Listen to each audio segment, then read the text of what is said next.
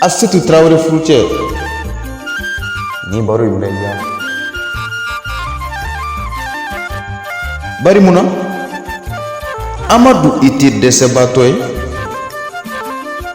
Amadu i tɛ fantan ye, Amadu i tɛ kɔlibaatɔ ye.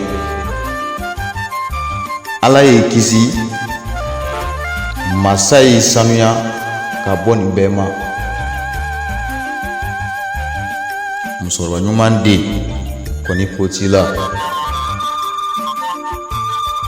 N'i ko Amadu ka ca.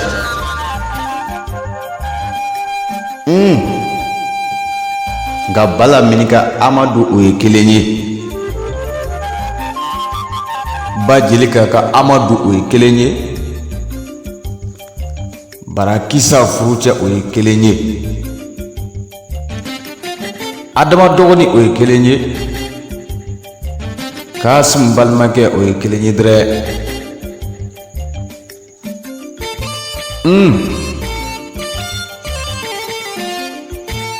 Nankama ani Duwajabi cɛ min ka surun a ka gileki kɔli tɛ minɛ Amadu Buware.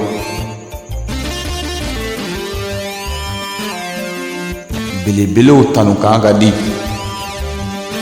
belebele yɛrɛ tanuni ka di. Amadu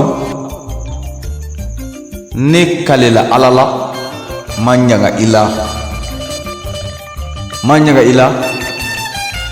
nka ne ɲagari Ba la. Nka i ba fo, i k'i ba waleɲuman dɔn. Ba Jelika de ɲɛna.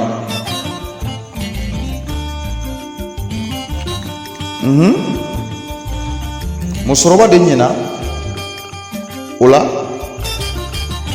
Ala sɔnna ni k'a sɔn fiɲɛ kɛɲɛ jiri la. Ni ko Amadu Mere, ɲɛnaba Amadu Mere, cɛw b'i dɔn, musow b'i dɔn, denmisɛnw b'i dɔn, maabakɔrɔw b'i dɔn. O farala mun na? Amadu o farala i kɛwale la. Amadu tɛ maa lankolon ye.